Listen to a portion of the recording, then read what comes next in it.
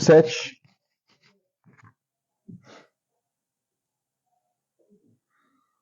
1 Coríntios capítulo 7. Vamos dar continuidade à nossa série Família Criada por Deus. Dar continuidade à segunda temporada, onde estamos falando sobre edificando o casamento. E vendo pela palavra de Deus, vamos dizer assim, né? O que Deus nos diz e, vamos dizer assim, as ferramentas que Deus nos dá em sua palavra para edificarmos o casamento. 1 Coríntios capítulo 7, versos 1 a 5. Esposa. 1 Coríntios capítulo 7, vamos ler dos versos 1 a 5. Mesmo texto que nós lemos a semana que vem, que eu li, né, na transmissão. Se repetindo como sempre, sugiro que ouçam a pregação da semana passada, né? Porque tudo um quebra-cabeça. E se por acaso ainda perderam algum ao longo dessa caminhada, hoje é a 23ª. Sugiro que o mais rápido possível, né, coloque em dia para não perder nenhuma peça do quebra-cabeça. Amém? O tema hoje é sexo no casamento. Já falamos sobre sexo para o casamento nessa série, a 9ª pregação. Falamos a semana passada sobre sexo, cultura e igreja. Baseamos no verso 1 desse mesmo capítulo. E hoje o assunto é sexo no casamento, onde vamos ver o resto dos versículos de 2 a 5 dessa passagem que nós vamos ler. Então, 1 Coríntios capítulo 7, versos 1 a 5. Diz assim a palavra de Deus. Quanto aos assuntos sobre os quais vocês escreveram, é bom que o homem não toque em mulher, mas, por causa da imoralidade, cada um deve ter a sua esposa e cada mulher o seu próprio marido.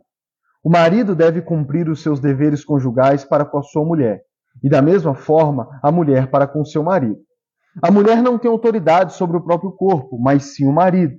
Da mesma forma, o marido não tem autoridade sobre o seu próprio corpo, mas sim a mulher.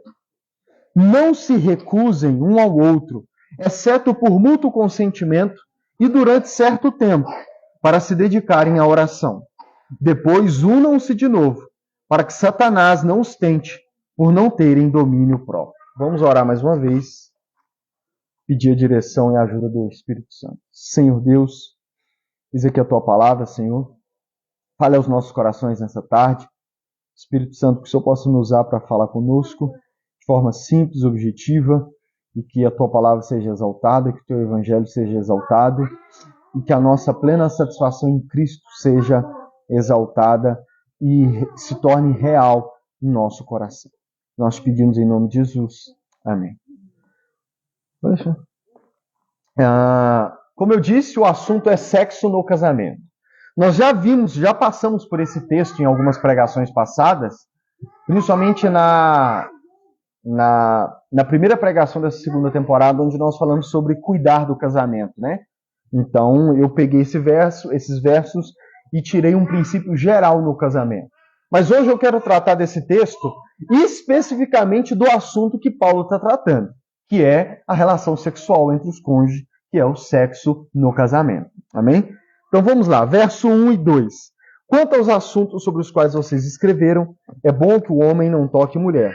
Mas, por causa da imoralidade sexual, cada um deve ter a sua esposa e cada mulher o seu próprio marido. Semana passada eu dediquei a transmissão, a live inteira sobre o verso 1, para mostrar para vocês qual que é o contexto por trás e a importância dele, né? Mas para resumir, o que estava acontecendo aqui? A igreja de Corinto havia escrito uma carta para o apóstolo Paulo, para tentar tirar algumas dúvidas e também para, de certa forma, confrontar o apóstolo Paulo com alguns ensinamentos que eles estavam tendo na igreja de Corinto. Paulo havia plantado essa igreja, mas já não pastoreava a igreja, porque, na verdade, Paulo pastoreou pouco as igrejas. Basicamente, ele pastoreou no período da plantação apenas. Depois, ele treinava um novo líder, deixava lá e ia para outros lugares onde o evangelho ainda não havia sido anunciado. E após a sua partida, problemas começaram a surgir na igreja. E toda igreja saudável, ela vai ter problemas. Amém? Ter problemas na igreja não é um problema em si, né? Toda igreja saudável, ela vai ter problemas.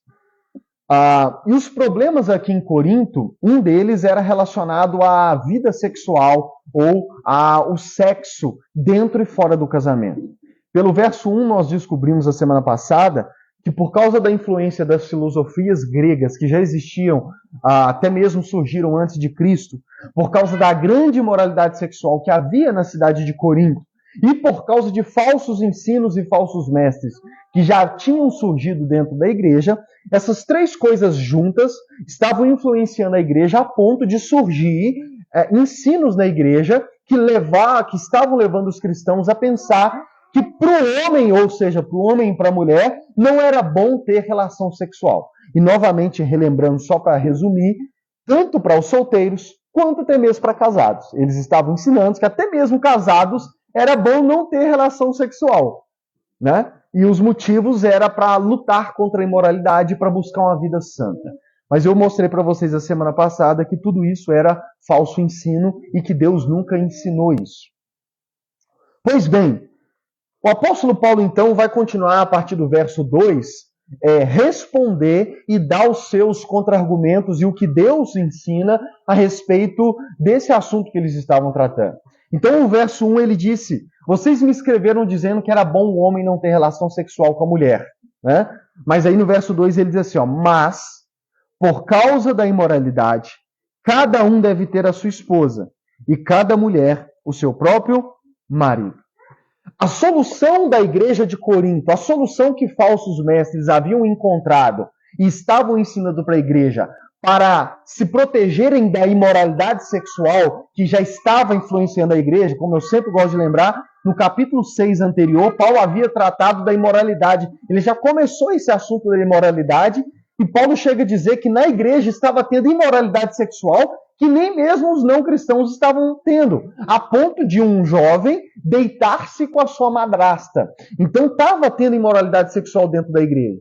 E a solução que falsos mestres dentro da igreja encontraram para combater a imoralidade era o que está resumido no verso 1. Era não ter relação sexual de forma alguma, tanto para solteiros quanto para casados. Mas aí no verso 2 Paulo vai dizer assim, mas eu digo para vocês, por causa da imoralidade, cada um deve ter a sua esposa e cada mulher deve ter o seu marido. A solução dos falsos mestres era a abstenção do sexo, seja solteiro ou seja casado. Mas a solução do apóstolo Paulo era totalmente oposta à solução que os falsos mestres estavam propondo. Para os falsos mestres, a solução contra a luta na luta contra o pecado da imoralidade sexual era se abster do sexo. Era sexo nenhum, nem solteiro, nem casado. Paulo vai dar uma resposta completamente diferente. A solução do apóstolo Paulo na luta contra a imoralidade sexual era uma vida sexual ativa e frequente no casamento. E é isso que nós vamos ver nesses versos. Então, a solução, o apóstolo Paulo, em primeiro lugar, ele já vinha no capítulo 6 reconhecendo que a imoralidade sexual é um problema e é um grupo de pecados sérios, né? E ele começa a tratar disso no capítulo 6, já falamos desse texto também nessa série. E aí no verso 7, ele começa a apresentar que, na verdade, a melhor estratégia, a melhor arma na luta contra a imoralidade sexual é o casamento. E é o sexo dentro do casamento.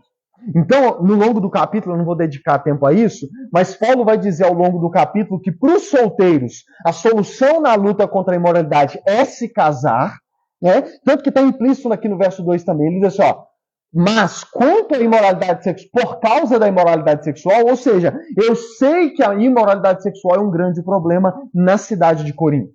Mas a solução não é se abster da relação sexual. Pelo contrário, a solução na luta contra a imoralidade sexual é os solteiros se casarem, ele vai dizer isso no verso 9, e os casados, na luta contra a imoralidade sexual, que para um casado envolve o adultério e vários outros pecados sexuais, Paulo vai dizer assim, a solução é os cônjuges terem uma vida sexual ativa, saudável e frequente. Então a solução para o casado não é menos sexo. A solução para o casado é mais sexo. Amém? É isso que nós vamos ver no texto. E essa é a tese que ele defende e é o que Deus vai nos dizer através da Sagrada Escritura. A solução na luta contra o pecado para os casados não é menos sexo, é mais sexo. Amém? Então, para o apóstolo Paulo, a melhor estratégia na luta contra os pecados da imoralidade sexual é uma vida sexual saudável, ativa e frequente dos cônjuges. E aqui, só um ponto importante que eu anotei. Paulo não diz o seguinte: imagina que nós, a igreja, vamos pedir ao apóstolo Paulo conselhos para como lidar com a imoralidade sexual, tanto solteiros quanto casados. Mas aqui eu vou focar no casado. Amém? Então chega um casal e fala assim: Paulo, a gente está sofrendo uma pressão muito grande, a imoralidade sexual é muito grande, então a gente está sendo tentado a levar essa imoralidade para dentro do casamento. Por exemplo, a gente está sendo tentado ao adultério e por aí vai, todas as outras formas de pecado sexual. Nós ainda vamos falar nessa série, uma pregação só sobre imoralidade sexual. Talvez o que hoje os pastores iriam aconselhar aquele casal era: vocês precisam jejuar mais. Vocês precisam sacrificar mais a carne de vocês, jejuar, fazer 40 dias de jejum de Daniel, comendo só frutas e verduras. Vocês precisam orar mais, vocês precisam ir os dois para o monte orar, né? Vocês precisam orar mais, vocês estão orando pouco. Ou, em outras palavras, talvez um pastor hoje aconselharia o seguinte: olha, vocês vêm no culto só domingo. Então, vem na quarta e vem na sexta também. Vem até no culto de jovem no sábado, se for preciso. Então, outros pastores poderiam aconselhar: você está precisando fazer uma campanha muito forte. Uma campanha de oração. 7 quartas-feiras na luta contra a imoralidade sexual. Talvez hoje a grande esmagadora dos pastores, maioria dos pastores, aconselharia os casais nesse sentido. Mais oração, mais jejum, mais culto, né? Mais frequência na igreja e tudo mais. Mas o que o apóstolo Paulo diria e diz aqui para esses casais? O apóstolo Paulo diz para eles assim: vocês querem lutar contra a imoralidade sexual e contra todas as tentações pecaminosas dentro do casamento? Paulo vira para eles assim: é muito simples. Façam bastante sexo. Tenham uma vida sexual saudável, ativa e frequente. Porque é assim que vocês vão vencer a imoralidade sexual. Então, para o apóstolo Paulo, na luta contra a imoralidade sexual, contra os pecados sexuais, ele não aconselha mais oração, e aqui abre parênteses, não estou dizendo que isso não seja importante, amém?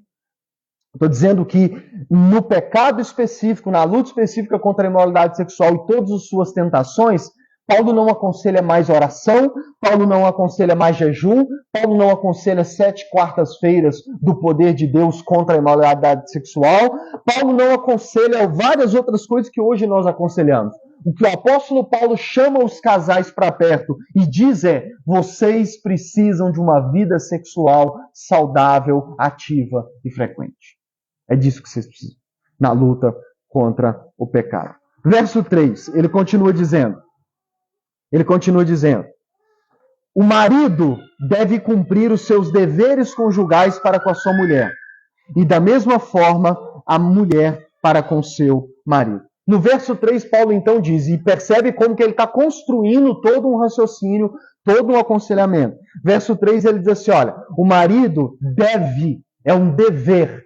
E aqui a palavra no original é uma espécie de dívida. O marido deve cumprir os seus deveres conjugais. Em outras traduções, traz responsabilidades conjugais. O que o apóstolo Paulo está dizendo aqui? Eu disse já nessa série, na 13ª pregação, que esse princípio de que existe um dever conjugal, uma responsabilidade de ambos os cônjuges para com o casamento, se aplica de forma geral no casamento. Mas o texto específico, Paulo estava falando sobre vida sexual. Amém? O apóstolo Paulo, quando falou que o marido deve cumprir os seus deveres conjugais para com a sua esposa, e da mesma forma, igualmente, a esposa para com o marido, o apóstolo Paulo estava falando sobre vida sexual. Então, o que o apóstolo Paulo está dizendo é que a relação sexual no casamento é um dever, uma responsabilidade de ambos os cônjuges um para com o outro. Então, olha para você ver, e aqui entenda, irmãos, É assim que nós temos que pensar sobre sexo no casamento, amém? Deus está moldando o nosso pensamento sobre a vida sexual no casamento. Deus está dizendo que a relação sexual na vida dos cônjuges dentro do casamento é uma responsabilidade, é um dever, é uma dívida que você tem para com o outro.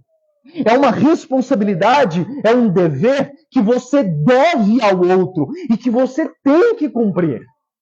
Amém? Você tem que cumprir. Então, não veja o sexo como, é uma cereja no bolo. Não, o sexo é parte fundamental para a edificação de um casamento forte, firmado na palavra de Deus. E isso nos diz que a relação sexual no casamento é um dever, é uma responsabilidade. Você tem o dever de comparecer, amém? Tanto maridos quanto esposas, vocês têm o dever e é uma responsabilidade comparecer. Estar à disposição do seu cônjuge. E aqui é algo que fica implícito. Você percebe como que a relação sexual no casamento não é uma opção? Amém? Vou repetir. A relação sexual no casamento não é uma opção. Não é opcional. Quando você casa, ambos os cônjuges, vocês não têm a opção se vão ou não fazer sexo. Se vocês vão ou não ter relação sexual ativa e frequente. É um dever, é uma responsabilidade. Portanto, não é opcional. É uma dívida que você tem para com o cônjuge. Lembrando sempre, tanto do marido para com a esposa, quanto da esposa para com o marido. Paulo vai ser cuidadoso no texto e vai repetir que é dos dois. Amém? De um para com o outro. Verso 4. Ele continua dizendo: a mulher não tem autoridade sobre o próprio corpo, mas sim o marido. Da mesma forma, o marido não tem autoridade sobre o seu próprio corpo, mas sim a mulher. Ou seja, Paulo está progredindo nas implicações de que o sexo, a relação sexual é um dever. No verso 4 ele vai dizer que uma das implicações disso, e eu também já falei disso nessa série, é que o seu corpo pertence ao seu cônjuge. Eu disse na pregação Cuidando do Casamento, ou da profundidade do casamento, agora não me lembro, acho que é na profundidade do casamento. No casamento não existe meu corpo, minhas regras. Porque a partir do momento em que você casou, o seu corpo já não é mais só seu.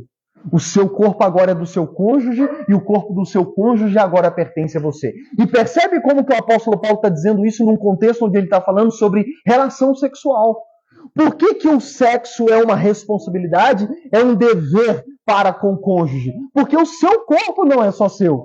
O seu corpo agora pertence ao seu cônjuge. E parte da implicação de o seu corpo pertencer ao seu cônjuge envolve estar diretamente, Paulo está falando que por que você tem o dever de comparecer sexualmente, de ter uma vida sexual ativa com o seu cônjuge? Porque o seu corpo já não é mais seu.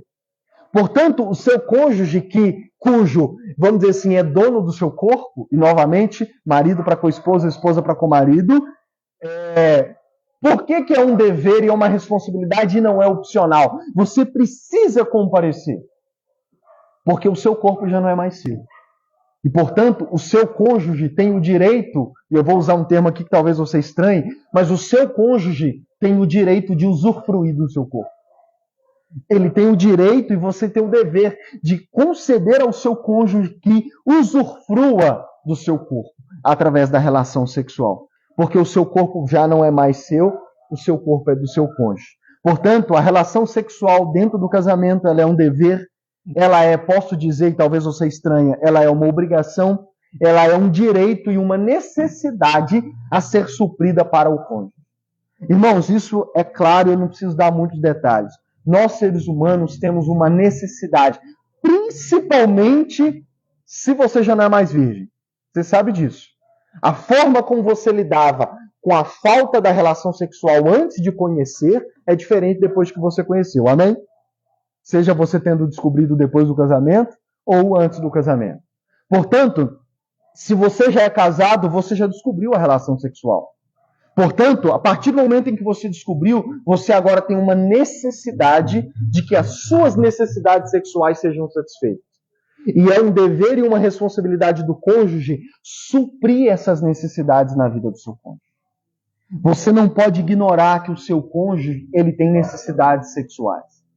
E uma das responsabilidades do casamento é suprir essa necessidade conjugal e sexual do seu cônjuge. Amém? De ambos igualmente, um para com o outro. Então, verso 5, ele continua na progressão do ensino. Verso 5, não se recusem um ao outro. Percebe como que ele está construindo, ele está subindo uma escada, um degrau, na construção do seu raciocínio da vida sexual dentro do casamento. Portanto, depois de falar de que é um dever, é uma obrigação, é um direito, ele vai no verso 4 e diz que o seu corpo pertence ao seu cônjuge. E esse é um dos motivos pelo qual você precisa considerar o seu cônjuge, o seu corpo, e ele tem esse direito. Amém? Que você precisa suprir essas necessidades. Ele, então, no verso 5, poderia dizer assim, portanto, entendendo tudo que eu falei até aqui, não se recusem um ao outro. Não se recusem um ao outro. Em outras palavras, o sexo no casamento, irmãos, ele não pode acontecer esporadicamente. Ele não pode acontecer apenas quando um está afim. O sexo, a relação sexual não pode acontecer no casamento, vou trazer mais pessoal aqui. E eu não estou falando só para marido, não estou falando só para esposa, estou falando para os dois, como Paulo estava falando. Você precisa entender que você não pode, no casamento, fazer sexo só quando você está afim. Amém? Você não pode. Porque, diante de tudo que Paulo falou até aqui, é como se ele estivesse dizendo, portanto, não se recusem um ao outro. Em outras palavras, vai haver momentos em que você vai ter relação sexual com o seu cônjuge sem estar afim. Mas por que às vezes, mesmo você não estando afim, você vai ter relação sexual com o seu cônjuge? Porque ele precisa. Porque ele tem essa necessidade. Porque ele tem o direito de ter você. Porque é um dever que você tem de suprir sexualmente o seu cônjuge. Portanto, às vezes, mesmo se você não estiver afim, faça-o pensando no seu cônjuge. Faça-o para suprir as necessidades dele. Faça-o porque você é dele. Ou porque você é dela. Amém? Porque o seu corpo pertence a ele. E ele tem não só a necessidade, como ele tem o direito de usufruir de você. Amém? Usufruir de você. E aqui abre um outro parêntese, irmão. O que o apóstolo Paulo está ensinando aqui não é algo mecânico, amém? Ele não está ensinando algo mecânico. Paulo não está ensinando que a relação sexual dentro do casamento é como muitos fazem com bonecas infláveis. Não é algo que tem que ser desprovido de amor, amém? De paixão, de vida, amém? Só que o que o apóstolo Paulo está dizendo é que, às vezes, mesmo não tendo isso, porque quem é casado aqui sabe, nem todos os dias tem paixão, tem fogo, né? Amém? Nem todos os dias você está com fogo para ter relação sexual. Nem todos os dias você está ali, pegando fogo. Né? Nem todos os dias você poderia dizer para o seu cônjuge, vem quente que eu estou fervendo. Tem dias que o seu cônjuge chega fervendo e você está o quê? Frio, mais frio do que o Polo Sul e o Polo Norte. O que o apóstolo Paulo está ensinando é que, até mesmo nesses dias e nesses momentos, você precisa entender que há espaço para você ainda assim ter relação sexual com o seu cônjuge. Ah, mas eu não estou afim, mas eu não quero. Mas às vezes você vai fazer para satisfazê-lo. Você vai fazer porque você pertence a ele. Amém? Portanto, você tem o direito de usufruir dele. E aí o apóstolo Paulo continua dizendo no verso 5. Não se recusem um ao outro, exceto por mútuo consentimento. Aí o apóstolo Paulo acrescenta um detalhe. O apóstolo Paulo, e aqui é o que eu já estava tentando fazer a ponte. Paulo vai acrescentar, exceto por mútuo consentimento. Então o apóstolo Paulo vai dizer que existe um mútuo consentimento no casamento. Amém? Não é também no aspecto de tipo, eu quero agora e pronto e acabou. Amém? Não é no sentido de que o cônjuge ele pode forçar. Eu não sei se você já ouviu falar sobre estupro dentro do casamento. que infelizmente acontece de principalmente por parte do marido, quando ele quer, e a esposa não tem o direito de recusar. Não é isso que o apóstolo Paulo está ensinando. Amém? Não é isso. Tanto que o que a gente percebe no tom que o apóstolo Paulo está dizendo, o apóstolo Paulo não está virando, por exemplo, para o marido abusador e está dizendo assim, ô marido, o dia que você quiser, independente se ela quiser ou não, você pode. Então você vai e faz. Não. O apóstolo Paulo, o tom que ele coloca nas suas palavras, ele está virando pro cônjuge que talvez não queira, e ele está dizendo, olha, eu entendo que às vezes nós não queremos. Eu entendo que às vezes pode não haver fogo. Mas você precisa entender que o seu cônjuge precisa satisfazer as suas necessidades sexuais. E de que você tem essa responsabilidade de comparecer. Portanto, reflita e pense de que, às vezes, ainda que você não esteja com vontade, você vai fazer para servir o seu cônjuge. Amém? Então, Paulo não está respaldando o marido ou o cônjuge abusador. Pelo contrário, ele está chamando a atenção do cônjuge que vai ter dias que não vai querer. Então, ele está dizendo, olha, você precisa entender que a relação sexual ela envolve uma grande responsabilidade dentro do casamento. E ele começa falando é a principal arma e estratégia na luta contra a imoralidade sexual.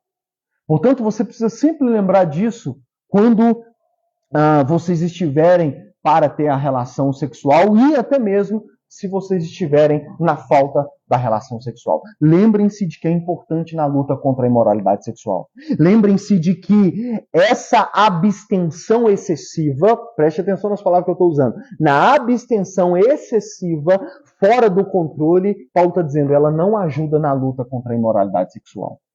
Ela não ajuda. E aí ele vai continuar dizendo, ele continua no verso 5 dizendo, não se recusem um ao outro, exceto por mútuo consentimento. Há várias outras passagens da Bíblia que poderíamos falar aqui, e nós já vimos isso também naquela pregação Cuidando do Casamento, que Deus tem uma visão de mútuo consentimento no casamento, não só apenas a respeito da relação sexual, mas também se aplica na relação sexual. Lucas, isso quer dizer que sempre que um quiser e o outro não quiser, a gente vai fazer sexo? Não. Às vezes um está querendo muito, está pegando fogo, como eu disse, e o outro não está. O outro está num mau dia e não quer.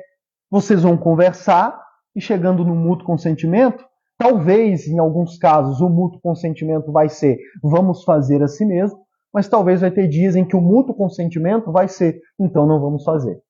Por mais que eu esteja aqui fervendo igual aquelas leiteiras antigas que está até assoviando. Amém? Portanto, no casamento há mútuo consentimento e deve haver mútuo consentimento. Porque, como o apóstolo Paulo diz, há momentos em que não vai haver a relação sexual. Então ele continua dizendo, verso 5, não se recusem um ao outro, exceto por mútuo consentimento e durante certo tempo. A ideia aqui é por pouco tempo. Por pouco tempo. Portanto, o que o apóstolo Paulo está dizendo não é bom ficar muito tempo sem relação sexual. Vai haver momentos em que não vai ter, existem motivos para ter um período sem a relação sexual. Amém? Por exemplo, ele vai dar especificamente o motivo de qual? Ele diz no verso 5, exceto por mútuo consentimento, durante certo tempo, para se dedicarem à oração. Então, Paulo vai dar um motivo específico para a abstenção sexual dentro do casamento, que é dedicação à oração. Mesmo assim, ele já disse antes que até para esse propósito da oração tem que ser por mútuo consentimento e por pouco tempo. Portanto, se você quiser fazer um período longo e intenso de busca a Deus em oração e virar para o seu cônjuge e falar, eu quero me abster até mesmo da relação sexual, se ele falar não, o mútuo consentimento e a base bíblica que nós temos é que você não vai ter esse período de consagração de oração. Existe no Antigo Testamento, não coloquei no esboço, lembrei disso agora. No Antigo Testamento, por exemplo, Deus já havia anunciado isso. No Antigo Testamento, por exemplo, Deus diz que se o cônjuge fizer um voto a Deus, sem que o seu cônjuge saiba, e depois o seu cônjuge descubra e diga, eu não concordo com esse voto, Deus diz assim, você está livre e perdoado do cumprimento do voto. E ele diz isso logo depois de dizer que tudo que você votar a Deus, você tem que cumprir. Aí o próprio Deus diz, se você é casado e você faz um voto, e o seu cônjuge descobre depois e ele diz, eu não concordo com esse voto, Deus diz, você pode ficar em paz. Eu te libero do cumprimento, mesmo você tendo feito um voto. Isso se aplica aqui nesse motivo de oração. Até mesmo se você quiser se dedicar ao Senhor, tem que haver mútuo consentimento com o seu cônjuge. E se ele não concordar, vocês precisam conversar. Ou você, vamos dizer assim, convencê-lo da importância daquele período de oração, ou você não vai ter o período de oração. Por quê? Porque o seu cônjuge não concordou com essa abstenção. O que o apóstolo Paulo também vai dizer é que isso, quando acontecer, tem que ser por pouco tempo. Também não pode, vou fazer 60 dias de propósito de oração. Nada disso. Paulo diz, por pouco tempo. Amém? Por pouco tempo. É óbvio que existem outros motivos pelo qual podemos ter um período curto de abstenção sexual. Algum problema de saúde, alguma cirurgia. Normalmente, quando as mulheres ganham os bebês, nós passamos um período, amém, casados? Nós passamos um período sem relação sexual, por abstenção sexual. Até mesmo nas vésperas de nascer, nós sabemos que também podemos e é bom sempre evitar. E no pós-parto também é bom sempre evitar, principalmente se for cesárea. Amém? Então existem motivos justos para a abstenção sexual. Mas que essa abstenção seja por um motivo justo. E não porque bateu na minha cabeça, deu na minha cabeça, deu ficar um período sem abstenção sexual, ou simplesmente eu viro e falo, não quero. Quero ficar aí um tempo sem. Amém? O que a palavra de Deus está nos mostrando é que isso não é saudável para o casamento. Ele continua no verso 5. Por um curto período de tempo, para se dedicar à oração. Aí olha o que ele diz. Depois, unam-se novamente, unam-se de novo, para que Satanás não os tente por não terem domínio próprio. Paulo diz, logo após o pequeno período de oração, una-se de novo. Esse unir é relação sexual. Volte para a relação sexual. E aí Paulo acrescenta um motivo sério. Todas as razões aqui são sérias. Todas as razões para a relação sexual ativa e frequente no casamento, Deus coloca uma seriedade nele. Mas Paulo aqui acrescenta uma razão, talvez muitos crentes hoje, se não ouviu até agora, vai ouvir agora. Paulo diz, unam-se de novo, para que Satanás não os tente. Irmãos, o que o apóstolo Paulo está dizendo é que o diabo, Satanás, o inimigo das nossas almas, ele trabalha no período de abstenção. Paulo está dizendo que Satanás se aproveita dos períodos de abstenção sexual para tentar. Em outras palavras, o diabo trabalha durante o período em que vocês estão sem uma vida sexual saudável, ativa e frequente. Em outras palavras, o diabo vê que vocês estão abstendo-se da relação sexual e ele diz, como a gente gosta de dizer na igreja evangélica, é a brecha que eu precisava. E ele entra para poder agir. Eu, ao ler esse verso e estudar para pregar, eu me lembrei do texto de Mateus capítulo 4, quando fala da tentação de Jesus. Mateus capítulo 4, não sei se vocês vão lembrar, nós estamos lendo Mateus, diz que após ser batizado, Jesus foi levado para o deserto para ser tentado por Satanás. Ele ficou, depois de 40 dias, jejuando, teve fome. Verso 2. Aí o que o verso 3 diz? O diabo, então, se aproximou dele e disse, se tu és o Filho de Deus, transforma essa pedra em pão. Olha a ação de Satanás. Ele não foi até Jesus durante os 40 dias de jejum e oração. Mas, depois do 40º dia de Jesus jejuando, a Bíblia diz que Jesus teve fome, ou seja, a fome apertou. Quando a fome apertou, Satanás falou, é a brecha que eu queria. Satanás, então, se aproxima e oferece o quê? Algo para satisfazer aquela necessidade de Jesus. Irmãos, Paulo está dizendo que o diabo trabalha assim na vida dos casais. E Paulo está dizendo que assim acontece quando um casal se abstém da relação sexual. Paulo está dizendo, quando Satanás vê que há uma abstenção sexual dentro do casamento, e que isso aflora a necessidade e o desejo da relação sexual, Satanás se aproxima. E a gente não precisa nem dizer como que ele faz, né? ele vai pôr como a gente gosta de dizer, ele vai pôr alguém que tem a pombagira no corpo para ir lá e dar de cima. Como diz o pastor Anderson Silva, ele faz o feio virar bonito e ele começa a preparar a arapuca para armar cilada, seja para o adultério, seja para pornografia, amém? Seja para pornografia, seja para adultério e várias os outros pecados sexuais. Irmãos, o apóstolo Paulo coloca agora o sexo no meio da batalha espiritual de um casal.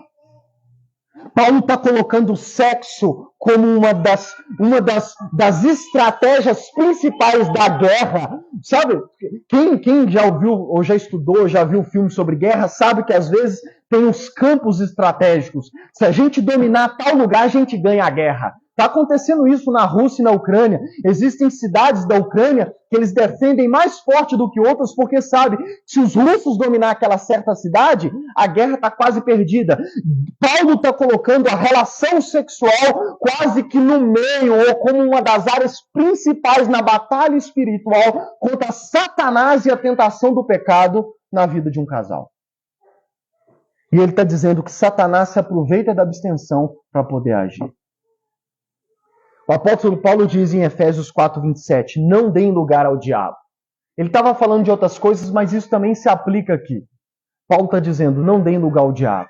Quando um casal se abstém da relação sexual, não sendo por um desses motivos justos que nós pontuamos aqui, Paulo está dizendo, vocês dão lugar ao diabo.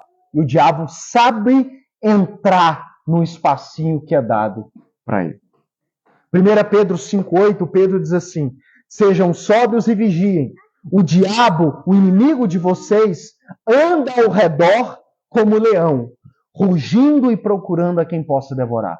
Pedro diz que o diabo é como um leão que anda ao redor só esperando alguém que ele possa travar e que ele possa devorar. Irmãos, quando um casal se abstém da relação sexual ativa, saudável e frequente, o diabo, que é um leão que fica rugindo ao redor, ele olha e diz, presa fácil.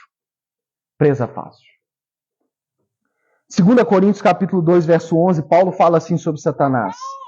Ele estava dentro de um contexto, mas olha o que ele diz. A fim de que Satanás não tivesse vantagem sobre nós, pois não ignoramos as suas intenções. 2 Coríntios 2, 11, Paulo está falando com a igreja e ele diz, olha, o que nós fazemos, eu não vou entrar no detalhe do contexto especificamente do que ele estava dizendo, mas Paulo diz assim, olha, para que Satanás não tivesse vantagem sobre nós, porque nós não ignoramos as intenções do diabo. Em outras, parafraseando o que Paulo diz assim, olha, nós sabemos as intenções do diabo. Ele é como um leão que anda ao redor procurando alguém que possa devorar. Ele é alguém que fica à espreita, esperando que a gente dê lugar a ele para que ele entre com tudo. Então Paulo diz assim, ó, portanto, nós não ignoramos as intenções do diabo. E nós fazemos de tudo para que ele não tire vantagem. E o que eu quero aplicar esse verso a esse assunto de hoje é que quando um casal se abstém da relação sexual ativa, frequente e saudável, eles estão ignorando as intenções de Satanás e eles estão dando motivos e eles estão dando, vou usar essa palavra, brecha, lugar para que Satanás tire vantagem daquilo. Última frase do verso 5. Ele diz, para que Satanás não os tente por não terem domínio próprio. Satanás não os tente por não terem domínio próprio. Irmãos, para mim tem um alerta seríssimo de Paulo aqui, quando ele acrescenta, para que Satanás não os tente por não terem domínio próprio.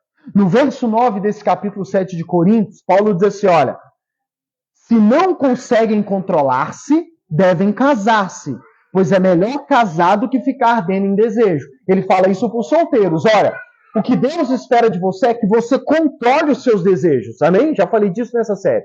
Mas aí Paulo diz assim, ó, mas se você está tendo dificuldade em se controlar, qual que é a solução? Não é mais jejum, não é mais oração, não é campanha na igreja. É o quê? Casar. Casar. Por quê? Porque a relação sexual foi criada por Deus também para nos proteger da imoralidade sexual. É isso que todo o capítulo, vindo do capítulo 6, e Paulo começa tratando da imoralidade sexual. O que nós estamos vendo é que o sexo, um dos propósitos pelo qual Deus criou o sexo, é para que o sexo satisfaça os nossos desejos e isso nos livre das tentações da imoralidade sexual. Portanto, Paulo está dizendo, se não consegue se controlar, se case. Vai ter uma vida sexual ativa dentro do casamento. E aí, voltando ao verso 5, Paulo diz assim, para que Satanás não os tente por vocês não terem domínio próprio. O que eu entendo nesse verso? É que Paulo está fazendo um alerta até mesmo para os casados. Eu entendo que Paulo está dizendo assim, olha, o diabo sabe que vocês não têm esse domínio próprio que vocês acham que vocês têm. Em outras palavras, casados, não pense vocês, não se enganem achando que vocês vão conseguir se controlar se não estiverem com a vida sexual ativa e saudável. Não pense você que não tendo relação sexual com o seu cônjuge, você vai estar forte para poder lutar contra as tentações. É como se Paulo estivesse dizendo assim, casados, vocês não têm esse domínio todo que vocês acham que têm. Vocês não têm. Portanto, não achem que existe uma outra forma melhor do que a vida sexual saudável para lutar contra as tentações. Romanos 12, verso 3, Paulo diz assim, pois pela graça que me foi dado, digo a todos vocês, ninguém tenha de si mesmo um conceito mais elevado do que deve ter. Olha o que Paulo está dizendo. Não pense sobre você mais do que você deveria. Ou seja, em outras palavras, você não é a última bolacha do pacote. Você não é forte isso tudo, sabe? Lembra de Sansão? Sansão, depois de ter contado sobre o segredo da sua força, a Bíblia diz assim, quando Dalila falou que os inimigos estavam vindo, a Bíblia diz assim, e Sansão, achando que seria como das outras vezes, se levantou, mas mal sabia ele que o espírito já havia sido retirado. Ou seja, na vez em que Sansão revela o seu segredo, a Bíblia diz que quando Dalila avisou que os inimigos estavam vindo, ele achou que, como das outras vezes, ele ia levantar fortão e ia vencer os inimigos. Mas mal sabia ele que o espírito já havia se retirado. Eu entendo Paulo aqui nesse verso dizendo assim, olha, tome cuidado. Você não tem esse domínio próprio todo. Ô Sansão, não ache que você vai conseguir resistir à tentação por muito tempo sem estar com a vida sexual ativa. Porque o que Deus planejou para te ajudar na luta contra a imoralidade sexual é uma vida sexual ativa frequente. Amém? É uma vida. O que Deus deu para você na luta contra Satanás e as suas tentações é uma vida sexual ativa. Tiago diz assim, capítulo 4, verso 7. Portanto, submetam-se a Deus e resistam ao diabo e ele fugirá de vocês. Tiago está dizendo, resista ao diabo e ele vai fugir. Agora, aplicando no assunto de hoje, casados, sabe qual é a principal maneira através da qual vocês resistem ao diabo e suas tentações com os pecados sexuais? É tendo uma vida sexual ativa, saudável e frequente. Você quer resistir ao diabo no seu casamento contra a imoralidade sexual? Continue e tenha uma vida sexual ativa, saudável e frequente. Amém? Porque é assim, essa é a sua melhor estratégia para resistir ao diabo dentro do casamento. Para a gente finalizar, vocês percebem a seriedade e a importância de uma vida sexual saudável, ativa e frequente dentro do casamento? Por isso que eu disse para vocês que nós íamos dedicar 2 pregações para falar sobre sexo no casamento. Porque é um dos assuntos sérios, irmão. É um dos assuntos mais importantes. Nós já falamos sobre perdão, nós já falamos sobre a conversa, nós já falamos sobre várias coisas que nós devemos fazer para cuidar do nosso casamento e edificar o nosso casamento. E uma das principais coisas e das coisas mais importantes que a palavra de Deus dá ênfase é uma vida sexual ativa, saudável e frequente. E por que eu digo saudável aqui? Deixa eu voltar num ponto que eu tinha passado aqui. Por que eu estou repetindo toda hora saudável? Eu acho que a Jéssica chegou a ouvir o podcast que eu mandei lá, não sei se mais alguém ouviu. Você ouviu? O podcast lá do Bibotalk sobre os desafios na vida sexual, com a sexóloga cristã Gabriela Dias. Vocês, quem ouviu e quem não ouviu, eu vou citar para despertar sua curiosidade para ir lá e ver. A gente ouviu lá ela falar de vários casos que não chega a ser adultério. Amém? Vocês repararam? Vários casos e problemas dentro do casamento de cristãos que não é adultério. Vários problemas que ela lida no seu consultório não é de, meu marido me traiu, meu marido está na pornografia. Não. Existem vários outros aspectos da vida sexual, irmãos, que por mais que ainda não houve adultério, não houve pornografia, né, o casal está entre os dois, mas pode ser que existem vários outros aspectos que não são pecaminosos, mas que não permite que a relação sexual de vocês seja saudável. Amém? Como, por exemplo, aquele caso que ela conta do marido que ele achava que chegando, né? E ela falava, eu não gosto. Então, às vezes, quando ela fazia, no caso aqui, eu estou conjecturando, como diz os irmãos, quando ela fazia, não era totalmente satisfeita. Né? Não era totalmente satisfeita. Eu estava ouvindo hoje, eu entrei, vocês viram que eu mandei o perfil dela do Instagram lá no grupo hoje. Eu entrei rapidinho para procurar e eu vi um dos vídeos delas. E ela cita nesse vídeo que esse casal chegou no consultório dela e disse assim, só para dar um exemplo, tá? É até muito aberto, mas eu vou dar assim mesmo. Esse casal chegou perto dela e o marido disse assim para ela, a minha esposa nunca teve prazer. E a esposa virou para ela e falou assim, eu já tive prazer sim. Aí ela falou assim, gente, vocês precisam vocês precisam resolver entre vocês, porque você tá falando que ela nunca teve, mas ela tá dizendo que já teve. Aí diz ela que o marido virou para ela e falou assim, não, ela nunca teve. Mas por que você acha que nunca teve? Porque ela nunca se expressou alto, amém? Entenderam? Ela nunca se expressou alto. Ela nunca gritou, ela nunca se expressou alto e ela nunca jorrou a fonte. Entendeu? Nunca jorrou a fonte. E aí diz ela que virou para esse marido, e aí, segundo ele, por falta desses sinais, ele chegou à conclusão de que ela nunca teve prazer. E aí ela disse que virou para ele e disse assim, e quem disse que para uma mulher ter prazer, ela precisa dessas coisas?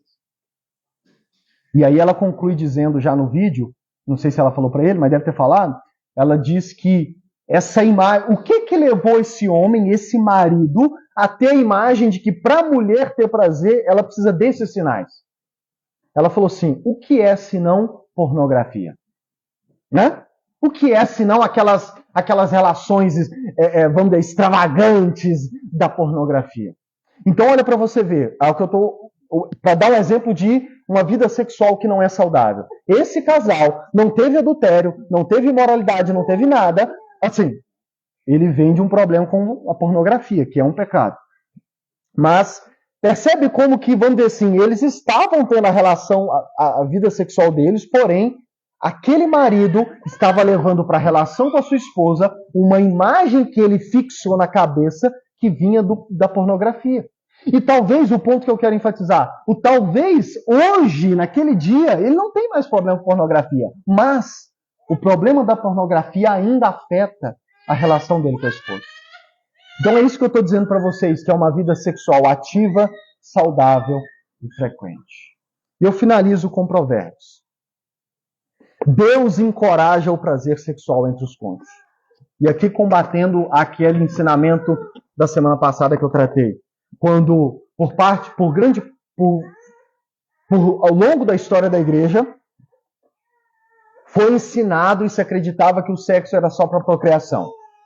E que não podia ser por prazer. Mas Deus encoraja o prazer sexual na vida dos cônjuges. E eu quero te mostrar isso por meio de Provérbios, principalmente. Antes, como eu já citei aqui, Deus nos deu um livro inteiro sobre o prazer sexual na vida dos cônjuges, que é Cântico dos Cânticos, Cantares de Salomão. Para isso, como eu indiquei e vou indicar novamente, tem uma série inteira do Pastor Jack, em Cantares de Salomão, onde ele fala de forma bem rasgada e aberta a respeito das implicações de como podemos ler, interpretar e aproveitar, né, Cântico dos Cânticos. Mas eu vou focar aqui em 2 textos de Provérbios. Primeiro, Provérbios capítulo 5, verso 15 a 19. Olha o que Provérbios capítulo 5, verso 15 a 19 diz.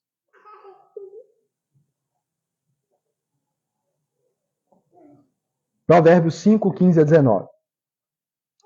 Beba das águas da sua cisterna, das águas que brotam do seu próprio poço. Por que deixar as suas fontes transbordarem pelas ruas e os teus ribeiros pela praça? Que elas sejam exclusivamente suas, nunca repartidas com estranho. Verso 18. Seja bendita a sua fonte. Alegre-se com a esposa da sua juventude. Gazela amorosa, corça graciosa. Aí preste atenção agora. Que os seios de sua esposa sempre o fartem de prazer. E sempre o embriaguem os carinhos dela. Quando a gente começa a ler o verso 15, beba as águas da sua cisterna, do seu próprio poço, não compartilhe com os outros as águas da sua cisterna, que elas sejam exclusivamente sua e nunca repartida com estranho, seja bendita, abençoada a sua fonte. A gente poderia perguntar assim, do que é que ele está falando, meu Deus do céu? Que cisterna, que fonte é essa, né? Do que ele está falando que eu tenho que me fartar na minha fonte, na minha cisterna, e não posso dividir com ninguém? Do que ele está falando? O verso 18. Alegre-se com a esposa da sua juventude. Gazela amorosa, corça graciosa. Que os seios da sua esposa sempre, percebe? Sempre o fartem de prazer e sempre o embriaguem os carinhos dela. Provérbios está falando sobre a vida sexual de um casal. Provérbios está comparando a relação sexual com o seu cônjuge como uma fonte, uma cisterna. Né? Da mesma forma que no período bíblico, as fontes de água eram muito importantes. Amém? As fontes, principalmente no deserto onde o povo de Israel vivia, as fontes de água eram muito importantes, porque elas serviam para várias coisas, para satisfação da sede, de todas as outras coisas. Provérbios está comparando o seu cônjuge e a vida sexual com o seu cônjuge como uma cisterna, como uma fonte que jorra e que te dá vida, e que satisfaz a sua vida. O provérbio está dizendo que ela seja sua, somente sua. Não divida com ninguém. Amém? Não divida com ninguém. E ele diz que seja abençoada a sua fonte, de onde você tira isso. E ele diz, alegre-se com a esposa da sua juventude. É claro que mais de forma direta e em primeiro lugar está se referindo ao homem. Mas isso se aplica também à mulher. Tanto que Cantares de Salomão, você vai ver tanto o homem quanto a mulher elogiando e usando também essa linguagem de que o seu cônjuge é essa fonte. Amém? Então, Cantares nos mostra que serve e se aplica para ambos os cônjuges. Mas Provérbios está voltando mais para o marido. E aí ele diz assim, que os seios da sua esposa sempre o fartem de prazer. Percebe como que aqui os seios não é apenas para procriação? Percebe como que o sexo aqui não é tratado para procriação? Não está falando para você fazer filho. Está falando para você o quê? Para você se fartar, sempre se fartar de prazer, no caso dos homens, com os seios da sua esposa, da sua própria cisterna. Irmãos, as implicações disso são muitas. Não apenas, em primeiro lugar, o encorajamento para que isso seja feito, ou seja, Deus está te encorajando, marido, a você sempre, frequência, se fartar, abundância, com o quê? Com os seios da sua esposa. Com os seios da sua esposa. E ele diz também, e sempre o embriaguem os carinhos dela. E esse carinho aqui, Provérbios vai nos mostrar que são vários carinhos aqui. Que se embriague sempre. Irmãos, para que alguém fique embriagado, meio copo americano é suficiente? para embriaguez? É claro que a gente sabe que em alguns casos sim, mas normalmente, meio copo americano é suficiente para embriagar alguém? Olha a linguagem. Que você sempre se embriaguem. Em outras palavras, você fique chapado. O original hebraico tem o sentido de ser desencaminhado, de ser arrastado. Ou seja, que você seja entregue aos carinhos da sua esposa. E isso se aplica, irmãos, a ambos os cônjuges, como eu disse, porque Cantares de Salomão nos mostra isso.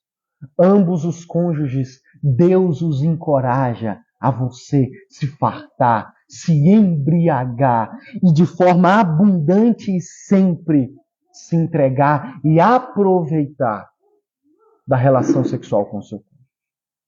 Amém? E isso é uma necessidade. É uma necessidade. Portanto, Deus está encorajando os cônjuges a se satisfazerem na relação sexual. E muito. Eu não estou conseguindo expressar a forma como Deus está encorajando que de forma abundante o casal se farte na relação sexual. E isso, irmãos, deve ser a meta. Nós não podemos, casados, nos contentar com uma vida sexual tipo aquela da obrigação.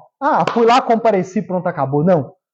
A palavra de Deus nos dá o tom de que não pode ser mera obrigação. Percebe como que os versos de Paulo não está dizendo que tem que ser sempre só por mera obrigação? Não. Deus encoraja que seja com fartura. Que tenha esse tom sabe? Vamos nos deliciar, vamos nos entregar, vamos nos embriagar. Hoje eu quero sair bêbado, chapado, da noite. E vou abrir um parênteses aqui. Por isso que, principalmente se nós que já temos filhos, por isso que o motel não é pecado, tá? Porque às vezes, seu filho não permite que você chegue a total embriaguez. Ele vai estar lá como um bafômetro te controlando. Portanto, procure um irmão da igreja, um casal da igreja, jogue o seu filho no peito deles e diga, me sirva. Pegue a sua esposa na mão, o seu marido na mão, pague um bom motel, um bom que tenha banheira de preferência, hidromassagem, vá para lá, não pague 3 horas, pague um pernoite, já estou dando a aplicação da mensagem aqui, tá? 3 horas não, tá? Pernoite. E o que? Saiam de lá de Uber. Amém? Saiam de lá. Na verdade, nem vai no seu próprio carro. Chame o Uber para ir para voltar, porque a meta é voltar para casa de Uber, chapado, embriagado. Amém? Provérbios 27:7, eu termino mesmo. Olha o que um Provérbios diz. 27:7. Quem está satisfeito despreza o mel, mas para quem tem fome, até o amargo é doce. Como a ave que vagueia longe do ninho, assim é o homem que vagueia longe do lar. Quem está satisfeito despreza o mel. Ou seja, se você já está satisfeito, irmão, pode colocar o prato que você mais gosta na vida, que se você já estiver cheio, você vai falar, não quero. Mas olha o que o verso diz. Mas quem tem fome, até o amargo é doce. Ou seja, se você está com fome, irmão, você come qualquer coisa. Com fome você come pão que você não gosta. Com fome você come comida que você não gosta. Com fome você come só verdura e das que você nunca gosta. Por quê? Porque você tem tanta necessidade que você vai procurar satisfazer aquilo com pouca coisa. E o verso 8 nos diz que esse provérbio está sendo aplicado ao casamento. Em outras palavras, se você, cônjuge, satisfazer o seu cônjuge e estiver satisfeito, o diabo pode oferecer o melhor que ele tiver no seu arsenal. Que você vai o quê? Recusar. Por quê? Porque você está plenamente satisfeito. Tem uma música do Pichote, Insegurança, que ele vira para a mulher que está meio insegura e ele diz assim, olha, eu não vou te trair com ninguém, meu amor você tem minha palavra. Porque tudo que o homem precisa, eu tenho em casa. Esse é o que o provérbio está dizendo. Você tem em casa, irmãos. Talvez você está precisando saber aproveitar. Talvez você está precisando beber o que você já tem em casa. Portanto, se você estiver farto, ainda que te ofereçam lá fora, você não vai recusar. E Satanás não vai ter espaço para você. Deixa eu abrir um parêntese. Irmãos, Provérbios não é matemática exata, amém? Porque alguém poderia, na internet ou agora, dizer assim, mas eu conheço um casal que o marido tinha tudo e ainda assim a esposa dele era a Miss da cidade e ainda assim ele atraiu. Irmãos, Provérbios não é matemática exata. Não é 2 mais 2 é igual a 4, não é faz isso que com certeza isso vai dar certo, amém? Tanto que tem gente que lembra assim, olha, Provérbios diz, ensina o seu filho o caminho que deve andar e ele nunca vai desviar. Eu levei o meu filho toda a vida para a igreja e ele desviou. Provérbios está errado. Não, é porque Provérbios não é matemática exata. Como que você interpreta Provérbios? Provérbios é mais ou menos assim, olha, se você fizer assim, assim, assim, as probabilidades e as chances de acontecer assim, assim, assado, são maiores. Entendeu como é que interpreta vários versículos de Provérbios? Não é matemática exata, é probabilidades, chances aumentadas. Por isso que Provérbios está dizendo, se você estiver plenamente satisfeito na relação sexual com o seu cônjuge dentro do seu casamento, as chances e as probabilidades de você estar satisfeito e conseguir de forma fácil vencer as tentações é muito maior comparado com aqueles que não estiverem satisfeitos. Amém? Como isso nos aponta para o Evangelho? O prazer sexual entre os cônjuges aponta para o prazer que os cristãos desfrutam e desfrutarão na eternidade com Cristo. João capítulo 4, Jesus está conversando com a mulher samaritana. Aquela que já tinha tido 5 maridos e agora estava no 6º. Jesus começa a conversar com ela, confrontando esse problema na vida dela. E Jesus diz para ela assim, olha, se você beber da água que eu lhe der, você jamais terá sede.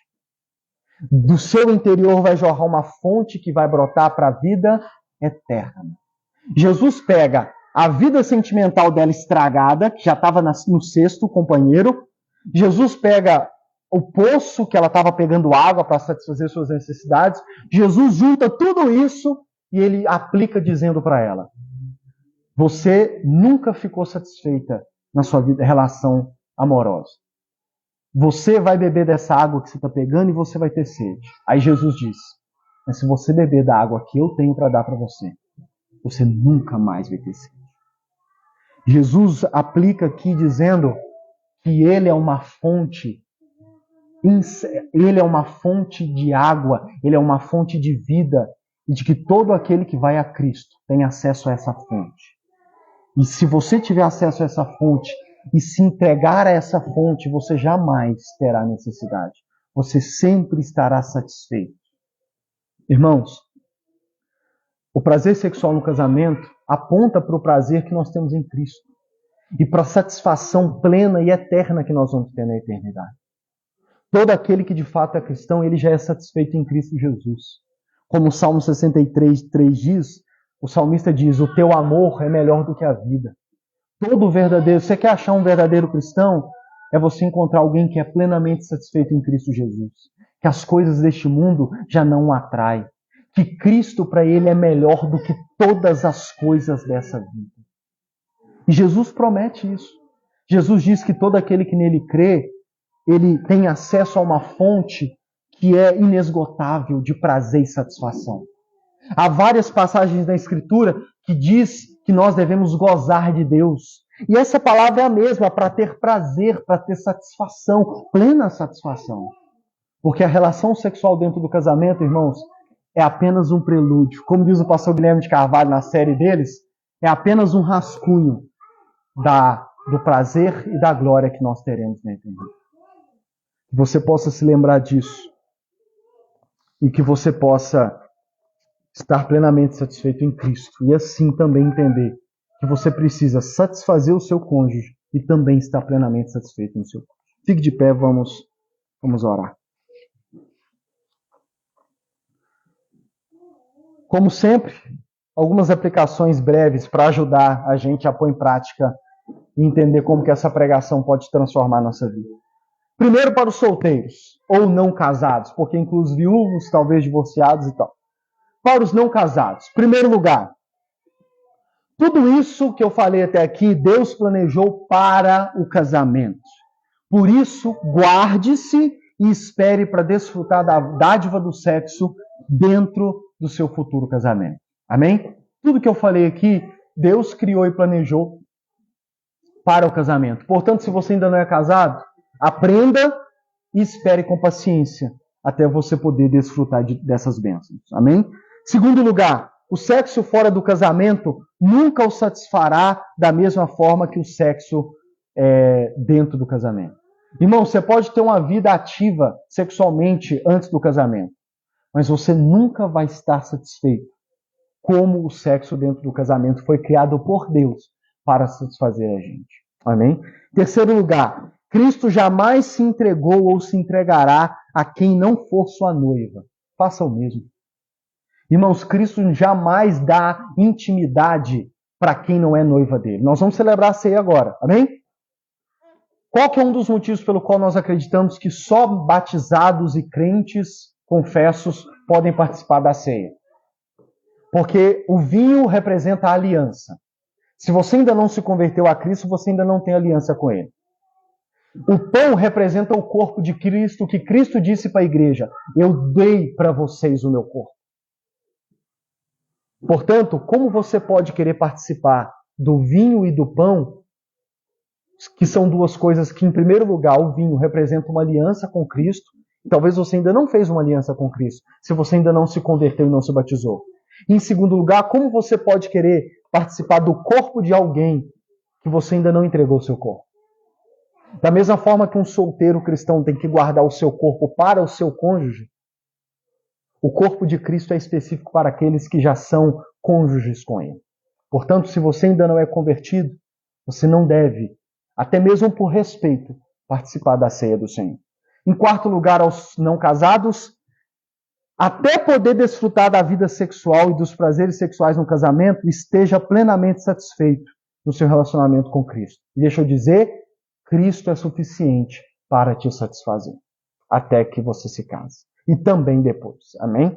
Aos casados, primeiro lugar, tudo isso Deus planejou para o casamento. Portanto, desfrutem e desfrutem muito. Se embriaguem.